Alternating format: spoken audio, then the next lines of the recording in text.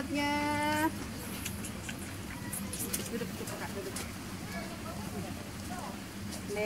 Ini kasih nih gini.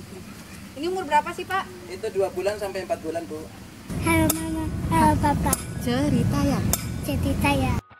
Halo Mama, halo Papa, selamat datang di channel kami Cerita Ya. Cerita tentang ayah dan seputar spektrum autismenya.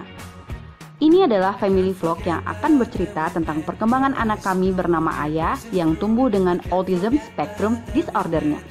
Vlog ini juga akan membahas seputar autisme dari sudut pandang ilmiah dengan bahasa yang mudah, berbagi pengalaman seputar pengasuhan anak autis, dan informasi penting lainnya yang semoga bermanfaat untuk Mama, Papa, dan teman-teman semua.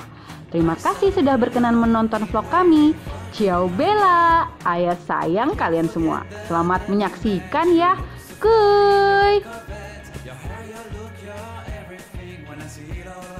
Barunya selalu ketika dikeleng-keleng kakepan.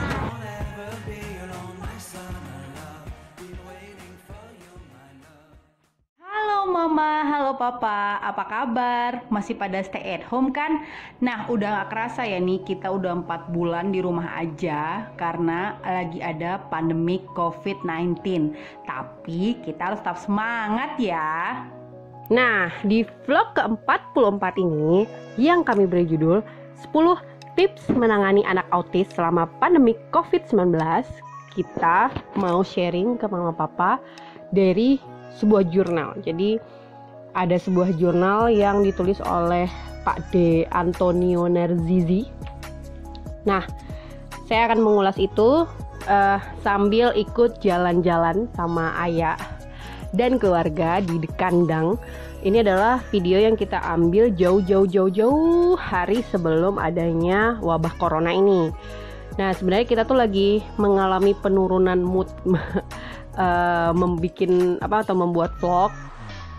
Terus saya nemu 10 tips ini, pengen bikin vlog, dan ingat kalau masih ada satu konten yang belum kita garap, yaitu konten waktu kita jalan-jalan di kandang. Nah, meskipun kita sekarang lagi stay at home, gak apa-apa dong nonton vlog yang isinya jalan-jalan sambil nanti kami akan mengulas apa sih isi jurnal tersebut dan 10 tips itu apa aja. So, Mama, Papa, kuy, ikuti perjalanan Ayah dan keluarga kali ini di The Kandang Farm yang ada di Depok. Nah, Mama, Papa, ini kebetulan kita datang ke The Kandang ini pada weekend dan juga mungkin kita pengunjung pertama. Jadi kita nyampe jam 8 pagi dan memang kita sarankan buat Mama Papa yang mau pergi ke tempat-tempat sejenis, baiknya itu pagi karena masih sepi banget dan bisa menikmati wahananya dengan nyaman. Kalau lebih dari jam 8, jam 9, 10 biasanya udah rame. Nah, seperti apa aja sih isi dari The Kandang Amazing Farm ini? Kuy, ikuti perjalanan kita sambil dengerin 10 tips tadi. Jangan lupa di subscribe dulu ya. Kuy. Nah, Mama, Papa, ini nih The Kandang Amazing Farm, ini petanya. Nah, di sini tuh selain ada farm-farm gitu, juga ada kayak outdoor game. Nah, ini kita skip dulu ya karena lagi nggak ada tim, jadi nggak yakin deh kan bisa bawa Ayah ke sana. Meskipun katanya sih flying fox dan lain-lain itu sebenarnya juga bagus buat terapi anak autis. Nah, sambil jalan-jalan di sini, saya akan bahas tentang jurnal yang judulnya Handle the Autism Spectrum Condition during COVID-19, yang karena kita semua pada di stay at home. Di sini ada 10 tips untuk orang tua bagaimana bisa bantu stimulus anak autis di rumah selama wabah corona ini. Nah, sambil jalan-jalan bersama Ayah, saya akan membagikan 10 tips ini secara berkala kepada Mama, Papa. Nah, untuk tips yang pertama, yang paling penting adalah Mama, Papa harus mengedukasi anak tentang apa itu COVID-19. Beri penjelasan simpel dan konkret dengan konsep mapping, terus dikasih gambar, sehingga mereka lebih mudah memahaminya. Nah, sebelum saya baca jurnal ini, alhamdulillah saya sudah melakukan itu pertama kali saat wabah corona. Jadi kalau Mama, Papa salah satu followers Instagram saya, nanti saya akan kasih kira-kira saya masukin highlight apa enggak ya, highlight. Nah, di situ kalau nggak salah saya tulis saya sharing tentang bagaimana cara menjelaskan kepada ayah. Waktu itu saya jelasin dengan saya gambar virusnya, saya kata itu virus corona, virusnya jahat, membuat sakit. Terus anak didoktrin bahwa kita nggak boleh keluar karena di luar ada corona. Nah, itu juga harus kita doktrin secara berkala. Jadi nggak cuma dikasih tahu di awal aja, tapi juga penting untuk kita mengingatkan lagi. Misalnya ketika anak minta sekolah atau minta keluar, kita bilang, loh kan ada virus corona kak, virus corona itu gimana sih virusnya? Nanti ayah biasanya sih udah bisa jawab ya. Dia akan bilang, oh virus itu jahat, virus corona jahat, membuat sakit, harus pakai masker. Meskipun terkesan seperti robot, tapi setidaknya dengan kita mendoktrin terus, lama-lama dia akan oke.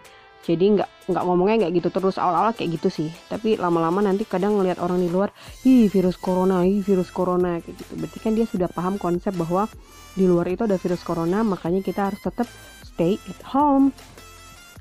Nah, sebelum lanjut ke tips kedua, nah saya sedikit sharing ya tentang kegiatan yang ada di sini. Nah, ini kita lagi di kandang kambing. Nah, ini sebenarnya terapi di tempat-tempat edukasi seperti ini bagus banget buat anak autis. Kita bisa memperkenalkan tentang hewan itu apa, hewan itu makhluk hidup loh. Terus selama ini kan mungkin belajarnya cuma lihat kambing di foto gitu ya, atau di video. Sekarang dia bisa langsung berinteraksi, memberi makan. Ntar kita tanya, kambing makannya apa sih kak? Oh, dia dikasih makan rumput sama daun ya, beda ya sama manusia. Kambing suaranya seperti apa sih kak? Dan lain-lain. Bisa diberi stimulus dan dia memberikan jawaban sehingga terjadi komunikasi dua arah seperti itu. Oke deh, lanjut ke tips kedua. Tips kedua adalah susun kegiatan sehari-hari bersama ya dengan anggota keluarga yang lain. Bagusnya pakai papan tulis. Nanti saya akan sertakan di sini foto schedule board milik kita di rumah. Nanti kita jelaskan kegiatan kita mau ngapain aja. Terus kalau mungkin ada poster-poster yang wipe clean ya, bisa dihapus. Jam 8 ngapain sih, jam 9 kita ngapain sih, itu kita presentasikan ke anak-anak. Nah, mungkin mama papa akan berpikir, kalau anaknya masih pecicilan lari sana sini gak mau denger, gimana? Kalau kata saya sih yang penting kita udah nyoba, kita udah stimulus. Jangan berharap anak itu langsung mau gitu, langsung duduk rapi, langsung dengerin. Kita butuh stimulus berkali-kali, kita perlu coba lagi dengan sabar pastinya ya. Karena kalau saya pribadi sih gak sabaran, tapi ketika memang kami memberi stimulus berulang, itu lumayan berdampak untuk anak autis kami. Nah, ini ayah lagi berinteraksi. Adek dan ayah lagi berinteraksi sama baby kambing, namanya Cempek. Cempek itu adalah bayinya kambing, itu usianya masih berapa bulan. Nah, terus ini kita lanjut, nih kan kayak ada kuda, terus kasih stimulus. Ayah, kudanya ada berapa ya? Coba dihitung. Kudanya ada warna apa aja ya? Kayak gitu. Terus kalau misalnya biasanya anak-anak di sini merengek-rengek pengen ini, pengen itu, saya lebih ke ayah kita tidak main itu dulu, main yang lain. Jadi tetap diberi pemahaman. Oke, lanjut ke tips ketiga. Buatlah aktivitas bermain yang mengaksikan. Misalnya kalau anaknya suka Lego, silahkan pakai Lego. Kalau ayah sih kayaknya belum dicoba pakai Lego yang beneran ya, bukan Lego-Legoan ya, selain harganya mahal sih, tapi ya patut saya akan coba juga lah, karena jurnal ini menyarankan Lego terapi. Terus juga bisa main Play-Doh. Nah, ayah tuh lagi suka banget sekarang sama aku lupa namanya apa ya, nanti aku kasih screenshotnya ya. Jadi antara slime dan Play-Doh gitu. Itu menyenangkan sih menurutku permainannya, karena ketika udah dibentuk dia akan otomatis kering dan enggak jadi kayak benda sesuatu lah gitu. Nanti aku kasih gambarnya. Nah, ini kita lagi mau ngasih makan kelinci. Ini ayah seneng banget. Ya, saya juga excited banget sih ya, karena ternyata ada adrenalin ketika ya kita takut tangan kita digigit dan lain-lain. Nah, di sini juga saya kasih stimulus, contohnya, ayah, yang kelinci putih ada berapa ya gitu, coba dihitung, yang hitam ada berapa ya gitu, ada yang coklat ya, kenapa ya kelinci itu berbeda-beda warnanya? Oh, ternyata dia memiliki genetik yang berbeda-beda. Memiliki apa ayah? Nanti dia genetik ya, walaupun entahlah dia ngerti apa enggak itu genetik, yang penting kita kasih stimulus dulu. Jangan pernah mudah, tips dari saya, jangan pernah mudah untuk menyerah kalau anak gak mau langsung ngasih respon gitu ya, harus tetap semangat. Selanjutnya, gunakan juga permainan-permainan serius yang melatih kognitif, apalagi kalau anaknya udah usia sekolah. Bisa, kalau kata jurnalnya, bisa pakai video games, bisa juga dengan download aplikasi. Nah, ayah kebetulan juga kita kasih screen time untuk permainan-permainan serius seperti berhitung, huruf hijaiyah dan lain-lain. Ini screenshotnya seperti ini ya. Nah, kurang lebih seperti itulah aplikasi yang ada di gadget untuk screen time-nya ayah. Terus, nah lanjutan, karena ini berlanjut, tips kelima, jika memang ada waktu screen time atau menonton, baik itu gadget dan lain-lain, bersamai anak dan jadikan itu media pembelajaran. Jadi anak main games itu kita harus tanya, ini apa, ini berapa, ini warnanya apa, ini dia sedang apa, dan lain-lain. Jadi memaksimalkan komunikasi dua arah dengan anak. Jadi sebenarnya gadget itu bukan musuh, tapi bisa jadi teman kalau kita gunakan dengan bijak. Nah, ini nih adiknya ayah juga semangat banget buat ngasih makan kelinci, meskipun wajahnya bingung ya. Tapi jujur ini memang recommended banget tempat-tempat seperti ini untuk anak-anak. Nah, lanjut ke tips ke-6, seringlah bikin seperti kayak grup terapi gitu. Jadi kayak keluarga ngumpul melingkar, terus kita menceritakan hal yang kita senangi bersama keluarga. Jangan langsung, ayah sukanya apa, enggak, kita kasih contoh dulu. Umi itu sukanya ini, Abi sukanya ini gitu ya. Nah, bisa cerita soal tentang kesukaan, seperti aku suka kereta api gerbongnya mungkin ada gambar atau yang lain, banyak loh gitu. Apalagi rumah saya deket rel kereta ya gitu. Terus kemarin sih kita sempat bahas tentang peta dunia, ini negara apa gitu. Terus tentang hewan boleh, tentang sejarah kalau perlu ya, dan lain-lain. Itu bebas disesuaikan dengan minat anak, dan jangan terlalu under expectation sama anak. Maksudnya kayaknya dia nggak bisa deh.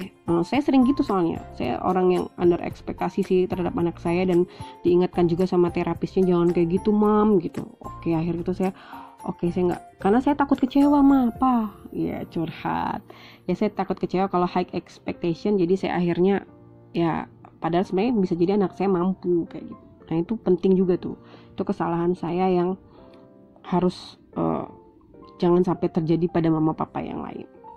Nah, tips ke-7 adalah lakukan terapi online. Nah, ini sangat efek banget daripada enggak sama sekali loh. Ayah ngelakuin 2 sesi seminggu untuk terapi wicara. Sejauh ini masih terapi itu. Dan tips 8 ini lanjut ke konsultasi pekanan, juga harus penting dilakukan. Jadi setiap mama papa nanti terapis, perlu juga harus konsultasi dengan terapisnya. Jadi jangan cuman ya terapi gitu aja, tapi perlu nanya banyak hal. Ini loh dalam seminggu anak saya seperti ini, solusinya seperti apa ya om, tante, seperti itu. Daripada kita nggak ngapa-ngapain sama sekali. Tips ini sangat bermanfaat untuk memantau perkembangan anak kita selama wabah corona. Nah, kalau ini ayah lagi kasih minum susu kambing gitu. Oh, ternyata kambing minum susu pakai botol ya kak ya. Ya kita, tapi pada kehidupan nyatanya dia minum susu langsung sama ibunya loh gitu. Kita tetap kasih tahu itu. Nah,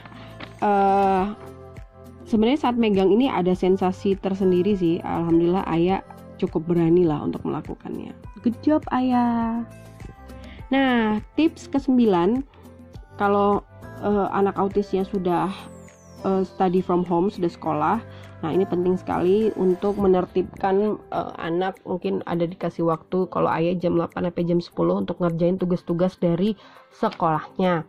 minta tugas juga bisa, sesuaikan dengan kemampuan anak kita atau perkembangan anak kita.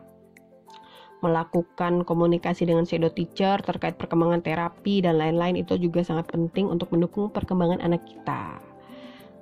Nah, tips terakhir adalah yang paling penting juga, ajaklah anak buat keluar rumah bareng ya beberapa meter dari depan rumah, jalan bolak-balik gitu ya.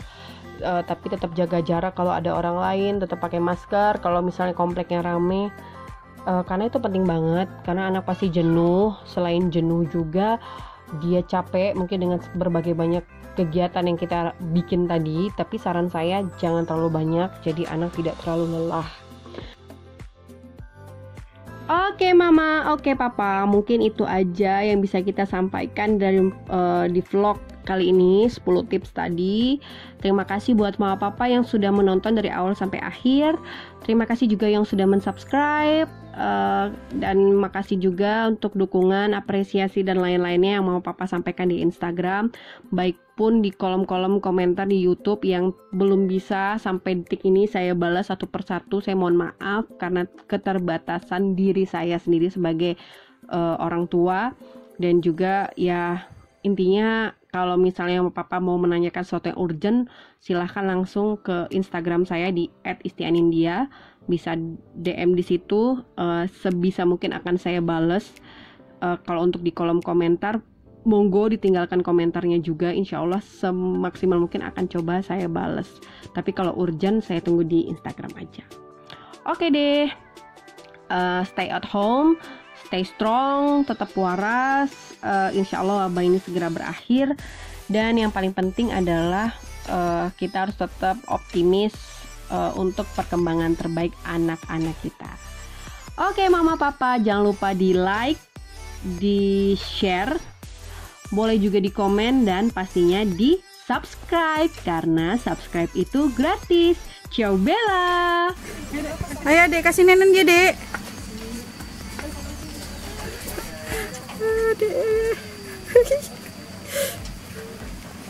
Habis.